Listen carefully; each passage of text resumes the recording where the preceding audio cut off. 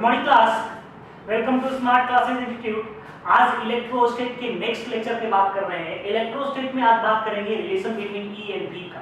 क्या बात करेंगे? रिलेशन बिटवीन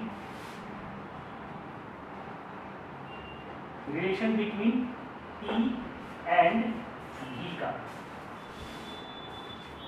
आज हम कुछ क्वेश्चन भी करेंगे पोटेंशियल का, ठीक है। आज कुछ पोटेंशियल का क्वेश्चन भी करेंगे और आज हम आप लोगों को एक क्वेश्चन का 15 क्वेश्चन का एक पीडीएफ आप लोगों को प्रोवाइड करेंगे ग्रुप में, जो व्हाट्सएप ग्रुप बनाया गया है उसमें प्रोवाइड करेंगे। उसमें आप क्वेश्चन ट्राई करके देखिएगा कितना क्वेश्चन आपसे बनता है। Electrostatic potential energy, electrostatic potential and electric line of forces का जो प्रॉब्लम है वो सारा 15 क्वेश्चन हम कलेक्ट किए हैं। बेहतरीन क्वेश्चन, वो आप ट्राई करके देखिएगा कि कितना क्वेश्चन आपसे बनता है और वो हमको आप उसका सॉल्यूशन जो है वो आप हमको प्रोवाइड कीजिएगा। पर्सनल कर सकते हैं या ग्रुप में भी कर सकते हैं। तो आप से आपसे हमको ये पता चलेगा आप कितना क्वेश्चन बना पा रहे हैं, किस तरह का क्वेश्चन आप सॉल्व कर पा रहे हैं। उसके हिसाब से आपका स्टैंडर्ड हम सेट करेंगे कि आपको कितना और करना है, ठीक है। तो हमको क्या करना है, रिलेशन एस्टेब्लिश करना है ई और भी के बीच में। ई क्या है? इलेक्ट्रिक फील्ड है। भी क्या है? इलेक्ट्रोस्टैटिक पोटेंशियल है। क्या है? इलेक्ट्रोस्टैटिक पोटेंशियल है। मान लेते हैं एक चार्ज है Q और एक चार्ज Q नोट के लिए हमको एक चार्ज Q नोट, तो इस पर एक इलेक्ट्रिक फोर्स लगता है। क्या लगता है? इलेक्ट्रिक फोर्स Fe लगेगा। ये डिस्टेंस मान लेते हैं r है या डिस्प्लेसमेंट r है। तो क्या लिखते हैं दो चार्ज के बीच में जो फोर्स लगता है वो क्या लगता है? Fe इक्वल टू क्या लगता है? क्या लगता है? याद है? Q इंटू E, ठीक है। F equal to Q into E, तो क्या लिख सकते हैं? E इक्वल टू क्या लिख सकते हैं? Fe by Q naught test charge के लिए। अब देखिए, अब मेरा बात ध्यान से देखिएगा, मेरा बात को आप ध्यान से देखिएगा। क्या लिखते हैं? Electrostatic potential, electrostatic potential dV equal to क्या लिख सकते हैं? du by Q naught. क्या लिखते हैं? Change in potential energy divided by test charge. क्या लिखते हैं? Change in potential energy divided by test charge. इसको क्या लिख सकते हैं? Work done divided by Q naught, ठीक है। वर्क डन क्या होता है? तो dV इक्वल टू क्या हो जाएगा? dV इक्वल टू हो जाएगा minus dW by Q not. और वर्क डन क्या होता है? F dot dr। क्या होता है? F डॉट dr क्या होता है? Negative of F dot dr divided by Q not. यहां तक क्लियर है? इसको क्या लिखेंगे? इसको लिखेंगे F by Q not into dr। Clear है यहां तक? उसके बाद dV इक्वल टू क्या लिख सकते हैं? F डॉट क्यू नॉट क्या आया? Fe बाई क्यू, E आया है, तो E इसको क्या लिख सकते हैं? E डॉट dr नेगेटिव ये हमारा आया E और V के बीच में रिलेशन। क्या आया? E और V के बीच में रिलेशन। अब देखिए, मेरा बात ध्यान से सुनिएगा, हर पॉइंट को ध्यान से सुनिएगा। क्या है? फोर्स क्या होता है? जहां इलेक्ट्रिक फील्ड लगता है वहां पे फोर्स क्या होता है? Q into E। E equal to क्या होता है? Electric force divided by test charge, पढ़े हैं। अब इलेक्ट्रोस्टैटिक पोटेंशियल क्या होता है? dV equal to electrostatic potential energy per unit test charge, ठीक है। और ये क्या होता है? इलेक्ट्रोस्टैटिक पोटेंशियल को क्या लिख सकते हैं? Change in work done. क्या लिखते हैं? Change in work done. Negative external force conservative लगता है, W भी एक्सटर्नल भी आप कह सकते हैं। तो वर्क डन क्या होता है? F dot dr। क्या होता है? F dot dr। Work done के जगह पर क्या लिखेंगे? F dot dr। क्या लिखेंगे? F dot dr। F divided by Q not into dr। F divided by Q naught क्या है? E है, तो इसके जगह पर E पुट कर देंगे, तो क्या है? dV equal to E dot dr। यहां तक क्लियर है? इसको हम क्या लिख सकते हैं? इसको हम एक चीज और एक्सप्रेशन कर सकते हैं। इसको हम एक्सप्रेस कर सकते हैं ऐसे भी, क्या कर सकते हैं express, E is equal to negative of del V by del R, ये एक्सप्रेशन क्लियर है, इसको आप नोट कीजिए। इसके बाद हम बता रहे हैं कि जब हम इलेक्ट्रिक पोटेंशियल को निकालना रहेगा कार्टेशियन सिस्टम में, क्या करेंगे, कार्टेशियन सिस्टम में निकालना रहेगा तो हम कैसे करेंगे। क्योंकि हम लोग बात करेंगे किसमें, एक्स एक्सिस में, वाई एक्सिस में, जेड एक्सिस में, सारा में बात करने वाले हैं हम लोग। आज हम लोग क्या करने वाले हैं, सारा में बात करने वाले हैं, एक्स एक्सिस में भी बात करने वाले हैं, वाई एक्सिस में भी बात करने वाले हैं, जेड एक्सिस में भी बात करने वाले हैं। तो उसको क्या कहते हैं, कार्टेशियन कोऑर्डिनेट कहते हैं। तो कार्टेशियन कोऑर्डिनेट में क्या आता है, इलेक्ट्रिक फील्ड, हम लोग निकाल के देखते हैं।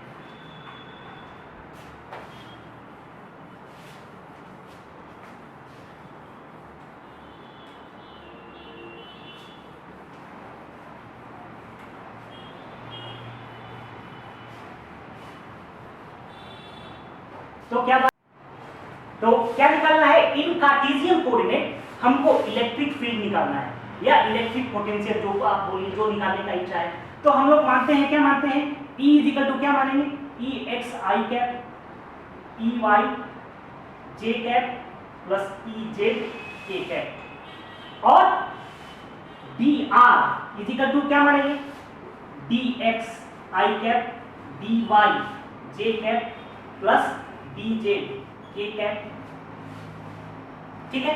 तो क्या है हमारा, क्या है, dv इज इक्वल टू क्या होता है, negative of E dot dr, क्या होता है, negative of E dot dr, dot product होता है। पोटेंशियल क्या है, डॉट प्रोडक्ट है, वेक्टर क्वांटिटी नहीं है पोटेंशियल, आपको पिछला बार भी बताया था, तो स्केलर क्वांटिटी है। तो E का वैल्यू पुट करेंगे तो क्या हो जाएगा, E X I cap plus E Y J cap plus E Z K cap into क्या हो जाएगा, dr का वैल्यू क्या है, dr का वैल्यू है dx I cap dy j cap dj k cap, clear है यहां तक। और डॉट प्रोडक्ट क्या होता है, dv इज इक्वल टू क्या हो जाएगा, dv इज इक्वल टू हो जाएगा ex dx plus ey dy plus ez dz। ये 3 डायरेक्शन है, क्या है, 3 डायरेक्शन में। यदि तीनों कोऑर्डिनेट आपके पास दिया हुआ है तो आप ऐसे कर सकते हैं, क्या कर सकते हैं, ऐसे लिख सकते हैं। अब एक बात ध्यान दीजिए, यदि कोई भी पार्टिकल केवल x डायरेक्शन में मूव कर रहा है, x डायरेक्शन में डिस्प्लेसमेंट उसका है, बाकी y और z डायरेक्शन में डिस्प्लेसमेंट नहीं है, क्या, केवल x डायरेक्शन में डिस्प्लेसमेंट है, y और z में डिस्प्लेसमेंट नहीं है, तो क्या लिख सकते हैं, क्या लिखेंगे, इसको नोट डाउन कीजिए, ठीक है, इसको आप नोट डाउन कीजिए, ठीक है। तो क्या बता रहे थे, बता रहे थे कि इफ ए पार्टिकल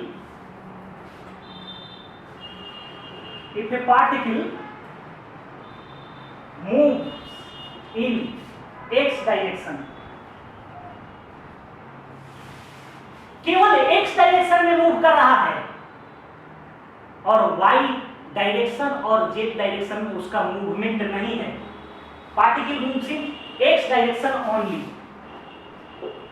तो क्या होगा, तो होगा dv is equal to del v is equal to क्या हो जाएगा, ex dx, बाकी ये दोनों क्या हो जाएगा, जीरो, क्योंकि जब डिस्प्लेसमेंट y डायरेक्शन में जीरो है तो उसका डेरिवेशन क्या होगा, जीरो होगा, इसका डिफरेंशिएशन क्या होगा, जीरो होगा, क्योंकि मूवमेंट जीरो है, डिस्प्लेसमेंट जीरो है।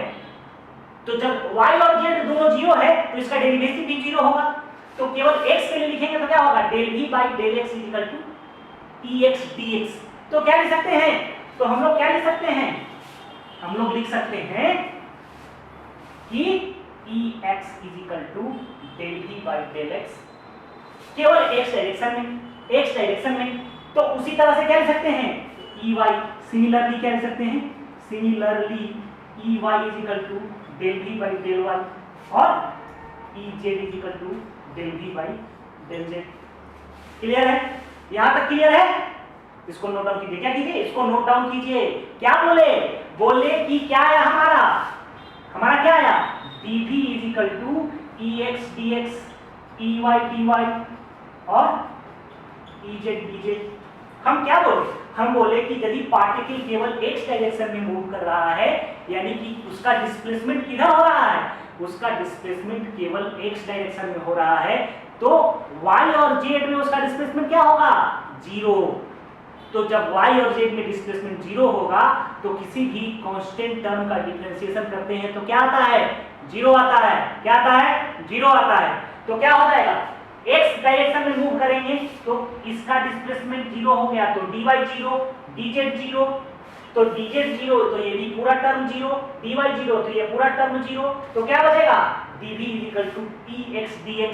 तो क्या लिख सकते हैं? ex is equal to dv by dx। और हमेशा क्या है? नेगेटिव। हमेशा क्या है? नेगेटिव। नेगेटिव क्योंकि dv by dx is equal to क्या होता है? dv इज इक्वल टू क्या होता है? e डॉट dx माइनस में, ठीक है, ये होता है हमेशा। तो क्या आ जाएगा? ये तीनों हमारा आ गया कार्टेशियन कोऑर्डिनेट में डिफरेंट एक्सिस के लिए। इस पे हम जब क्वेश्चन करेंगे ना तो पूरा क्लियर हो जाएगा। इस पे हम जब क्वेश्चन करेंगे तो मेरा पूरा कॉन्सेप्ट क्लियर हो जाएगा। अभी हम एक चीज और आपको बताने वाले हैं, इसको नोट कीजिए। इसके बाद हम एक और बात बताने वाले हैं आपको।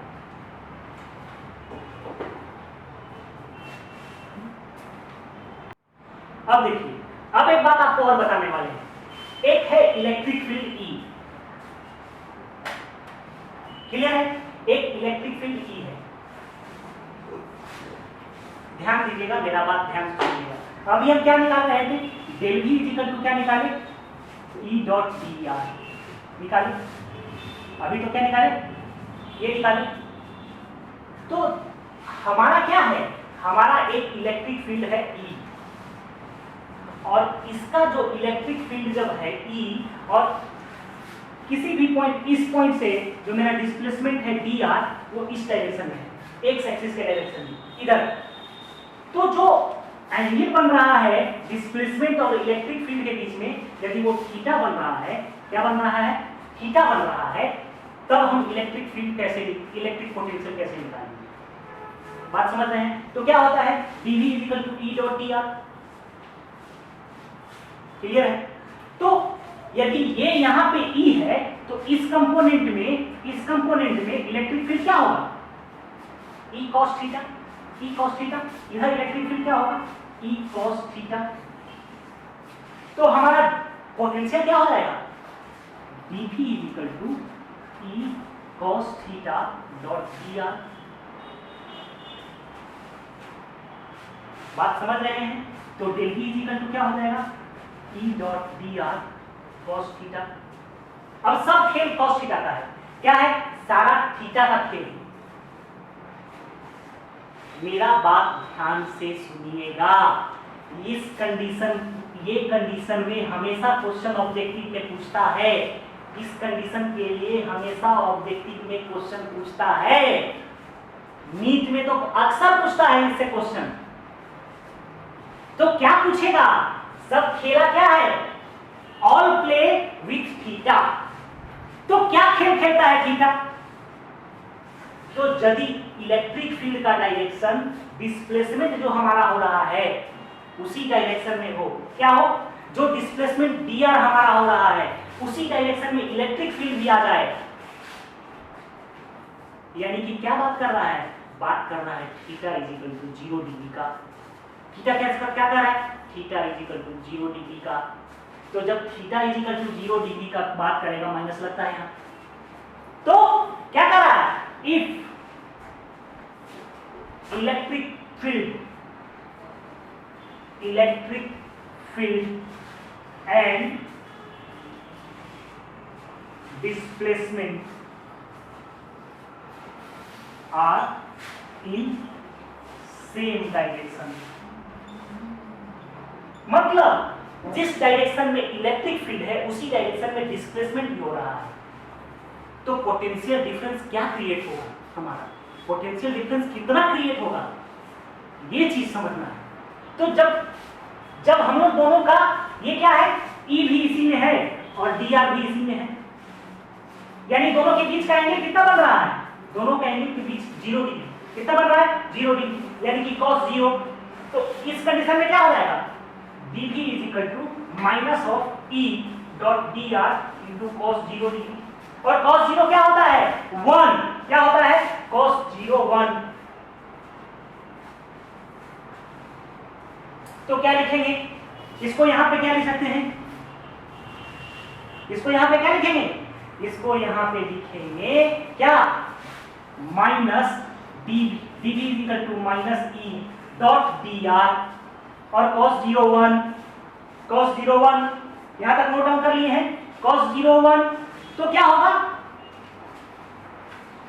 क्या लिखेंगे, तो यहां पे क्या लिखेंगे, यहां पे लिखेंगे e is equal to minus dv by dr। किस केस में, जब हमारा इलेक्ट्रिक फील्ड और क्या, जब हमारा इलेक्ट्रिक फील्ड और डिस्प्लेसमेंट एक ही डायरेक्शन में हो रहा है, डिस्प्लेसमेंट और इलेक्ट्रिक फील्ड एक ही डायरेक्शन में हो रहा है। तो ये सिचुएशन क्या बता रहा है आपका, यदि इलेक्ट्रिक फील्ड और डिस्प्लेसमेंट वेक्टर एक ही डायरेक्शन में है, पोटेंशियल, तो पोटेंशियल डिक्रीज करेगा किस रेट से, so potential is decrease at maximum rate. मतलब कि जब हमारा इलेक्ट्रिक फील्ड और डिस्प्लेसमेंट वेक्टर एक ही डायरेक्शन में है तो जो पोटेंशियल होगा वो क्या होगा, मैक्सिमम रेट से डिक्रीज करने लगेगा। क्या करेगा, मैक्सिमम रेट से डिक्रीज करने लगेगा। हमेशा ऐसा क्वेश्चन पूछता है नीट में, जेईई मेन में भी एक नंबर में पूछ देगा कि if electric field is moving in x direction and displacement in x direction, तो potential will be maximum, potential will be maximum, potential at x is equal to maximum, none of these, potential minimum, drastically change। हर तरह का बात को समझना पड़ेगा कि question क्या कह रहा है। तो यदि ये कंडीशन आ रहा है, यदि ये कंडीशन आ रहा है कि dr और e दोनों सेम डायरेक्शन में है, तो क्या होता है e is equal to minus dv by dr, यानी कि जब e और dv के बीच में ग्राफ खींचने लगेंगे तो क्या आएगा, पोटेंशियल डिक्रीज करेगा। किस रेट से, मैक्सिमम रेट से डिक्रीज करेगा। और यहाँ पे e क्या होगा, e हो जाएगा मैक्सिमम, e मैक्सिमम आएगा, बट क्या हो जाएगा, rate of decrement of potential is maximum, rate of decrement of the potential is maximum। Case number 2, जब theta is equal to 90 degree होगा। जैसे देखिए रेट ये लिखी है, अब देखिए केस 2 क्या कहता है। हम लोग अभी तक क्या पढ़ रहे थे, हम लोग पढ़ रहे थे कि del v is equal to E dot D R negative में cos theta. If theta is equal to 90 degree, theta is equal to 90 degree, दूसरा केस हो गया, क्या हो गया, theta is equal to 90 degree. तो cos 90 क्या होता है, cos 90 होता है 0। क्या होता है, cos 90 0। तो पुट कर देंगे तो क्या हो जाएगा, del v is equal to negative of E dot D R into cos 90। जब cos 90 0 होता है तो ये पूरा टर्म क्या हो जाएगा, 0 हो जाएगा। क्या हो जाएगा, 0 हो जाएगा। तो क्या हो जाएगा, dv इज इक्वल टू 0। ये केस एक आ गया।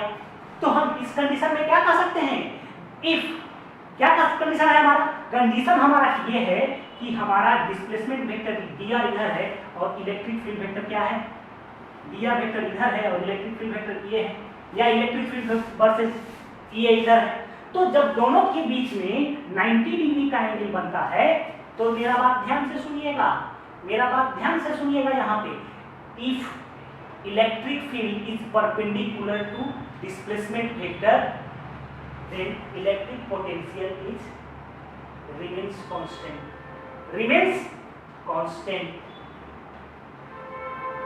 electric potential remains constant।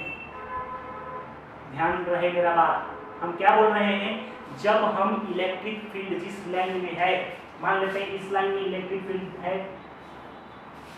और डिस्प्लेसमेंट किधर हो रहा है, डिस्प्लेसमेंट हमारा इधर हो रहा है, तो इलेक्ट्रिक फील्ड लाइन और डिस्प्लेसमेंट वेक्टर के बीच में जो एंगल बन रहा है, यदि वो 90 डिग्री का हो, तो पोटेंशियल क्या होता है, पोटेंशियल होता है कांस्टेंट। क्या होता है? Potential constant. यहाँ डेरिवेटिव ऑफ पोटेंशियल जीरो है। क्या है? डेरिवेटिव ऑफ पोटेंशियल जीरो है। तो जब इसका इंटीग्रेशन करेंगे तो क्या हो जाएगा? dv इक्वल टू जीरो का इंटीग्रेशन। तो v इक्वल टू क्या लिख सकते हैं? v equal to c, v equal to c, यानी कांस्टेंट हो जाएगा किसी भी कंडीशन में, यानी small displacement is perpendicular to electric field, the rate of change of potential is always is constant. Potential जो है वो क्या हो जाएगा? कांस्टेंट हो जाएगा। अब हम क्या करेंगे? अब हम लोग एक दो क्वेश्चन देखते हैं, ठीक है? पोटेंशियल पर एक दो क्वेश्चन देखते हैं। आज हम बात किए थे कि एक दो क्वेश्चन देखेंगे, उसके बाद हम जब नेक्स्ट लेक्चर में आएंगे तो बेहतरीन और भी बेहतरीन क्वेश्चन करेंगे। जो आज हम क्वेश्चन करने वाले हैं वो ट्रिकी क्वेश्चन है। आज जो क्वेश्चन करने वाले हैं वो ट्रिकी क्वेश्चन है, लेकिन अगली बार जब हम आएंगे तो एचसी वर्मा का क्वेश्चन रहेगा, प्रीवियस ईयर का क्वेश्चन रहेगा और ओलंपियाड का क्वेश्चन रहेगा। ये सारा क्वेश्चन हम करने वाले हैं। नीट का क्वेश्चन रहेगा, जेईई मेन का क्वेश्चन रहेगा, जेईई एडवांस का क्वेश्चन रहेगा, और ये सारा क्वेश्चन आज आपको ग्रुप में 15 क्वेश्चन दिया जाएगा। ये 15 क्वेश्चन आप ट्राई कीजिएगा बनाने के लिए। अब जो नहीं बनेगा उसको हम नेक्स्ट लेक्चर में डिस्कस करेंगे। उसके बाद हम इलेक्ट्रिक डाइपोल स्टार्ट करने वाले हैं, ठीक है? अब देखते हैं, इसको नोट डाउन कर लीजिए।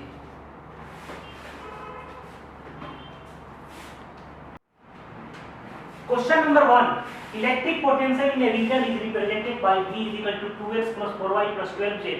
Find the E at 2 metre, -3 metre and 9 metre. इस पॉइंट पे इलेक्ट्रिक फील्ड निकालना है यदि आपका पोटेंशियल दिया हुआ है। तो क्या होता है? E इक्वल टू, फार्मूला क्या होता है? E इक्वल टू होता है -dV/dr। क्लियर है? यही होता है। अब मेरा बात ध्यान दीजिएगा, मेरा बात को आप ध्यान दीजिएगा। 3 पॉइंट पे निकालना है, कोऑर्डिनेट है x y z का। तो हम क्या करेंगे? अलग अलग कोऑर्डिनेट में हम लोग क्या करेंगे? इलेक्ट्रिक फील्ड निकालेंगे। अलग अलग कोऑर्डिनेट के लिए क्या होता है? Ex क्या होता है? Ex इक्वल टू क्या होता है?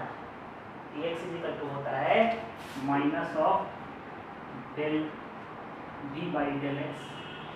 Ey क्या होता है? Minus of del v by del y, ठीक है? यही होता है। या v है, अब देखिए निकालेंगे, क्या हो जाएगा? Ex इज इक्वल टू क्या लिख सकते हैं? Del of del x. v क्या है? 3x + 4y - 12z, यही है। तो x के डिफरेंशिएशन करेंगे तो केवल क्या आ जाएगा? ये, बाकी ये क्या हो जाएगा? y में है, तो कांस्टेंट टर्म हो जाएगा, यानी कि ये वेरिएबल नहीं है। तो क्या हो जाएगा? Ex equal to 3। उसी तरह से Ey इक्वल टू क्या आ जाएगा? Ey इक्वल टू केवल जब यहाँ y का डिफरेंशिएशन करेंगे तो क्या आएगा? 4, ठीक है? नेगेटिव में लगेगा तो यहाँ माइनस आ जाएगा, यहाँ माइनस आ जाएगा। और Ez इक्वल टू क्या आ जाएगा? -12। तो कितना आ रहा है? +12। E इक्वल टू कितना आ जाएगा? E क्या लिखते हैं? E equal to Ex I cap Ey J cap plus Ez K cap. x direction में इलेक्ट्रिक फील्ड कितना है? ये लिख सकते हैं -3i -4j, ये लिख सकते हैं। तो क्या आया हमारा? -3 -4 +12। तो क्या लिखेंगे?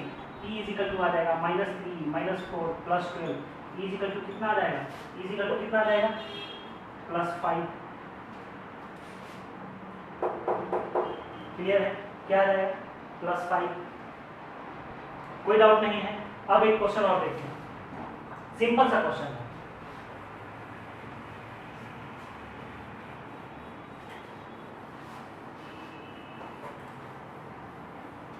सिंपल सा क्वेश्चन है, एक क्वेश्चन है, देखिएगा सिंपल सा, कि एक है equilateral triangle A B C।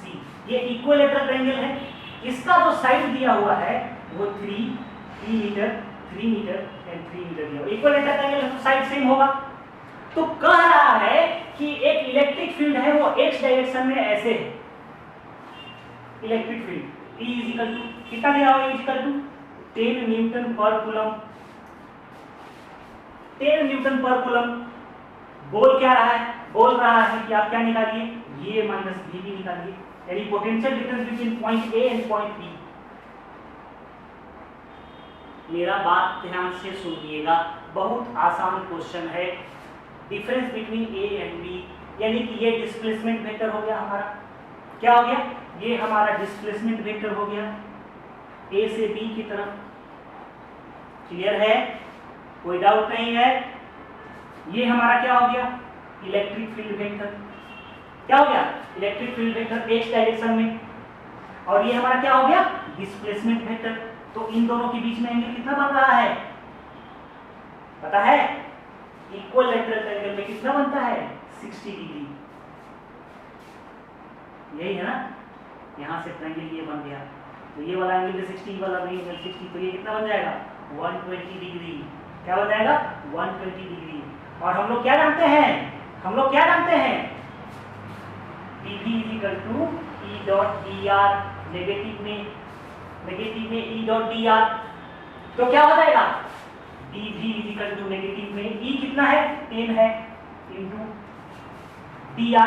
अब देखिए मेरा बात ध्यान से सुनिएगा, E डॉट dr है और यहाँ क्या है, एंगल है, क्योंकि एक ही साइड में नहीं है, तो क्या हो जाएगा, E dot dr cos theta. और यहाँ थीटा कितना है, 120 डिग्री, तो क्या लिखेंगे, dr, डिस्प्लेसमेंट कितना हो रहा है, A से B के बीच में डिस्प्लेसमेंट हो रहा है 3 मीटर का। कितना हो रहा है, 3 मीटर का, तो 3 इंटू cos 120 डिग्री, तो क्या हो जाएगा, cos 120 क्या होता है, -1/2। क्या होता है, -1/2, तो क्या हो जाएगा, -30 इंटू -1/2, यानी कितना हो जाएगा, +15 वोल्ट। कितना आ गया, +15 वोल्ट। ये क्वेश्चन कितना आसान है, देख रहे हैं, ये क्वेश्चन कितना आसान है, इसको नोट डाउन कीजिए। एक क्वेश्चन और बताते हैं।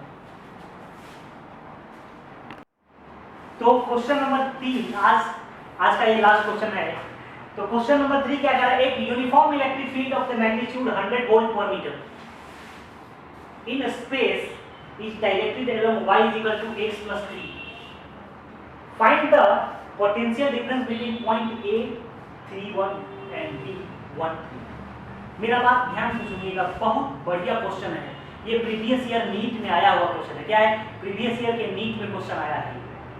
तो ये ध्यान से देखिएगा, क्या कह रहा है, मेरा बात ध्यान ये देखिएगा कि ए यूनिफॉर्म इलेक्ट्रिक फील्ड, क्या है, यूनिफॉर्म इलेक्ट्रिक फील्ड है, और इसका मैग्नीट्यूड क्या है, मैग्नीट्यूड है 100 वोल्ट पर मीटर, यानी कि E दिया हुआ है 100 वोल्ट पर मीटर।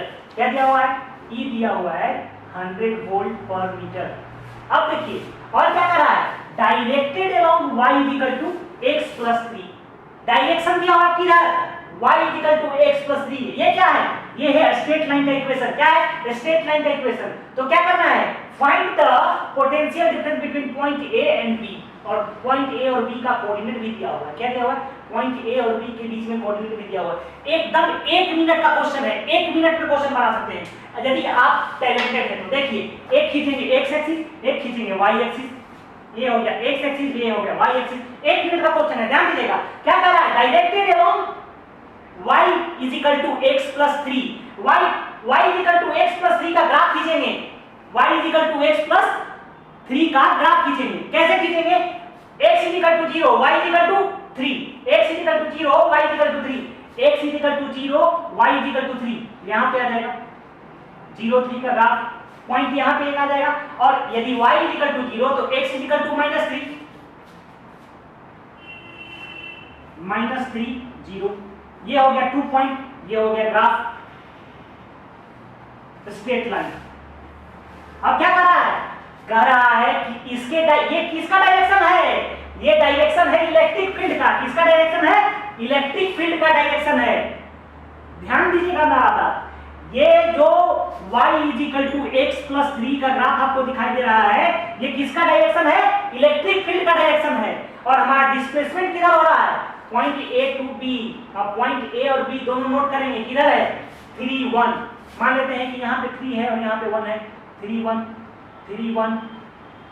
और क्या है, 1 3, 1 और 3, 1 3। इसको मिलाएंगे,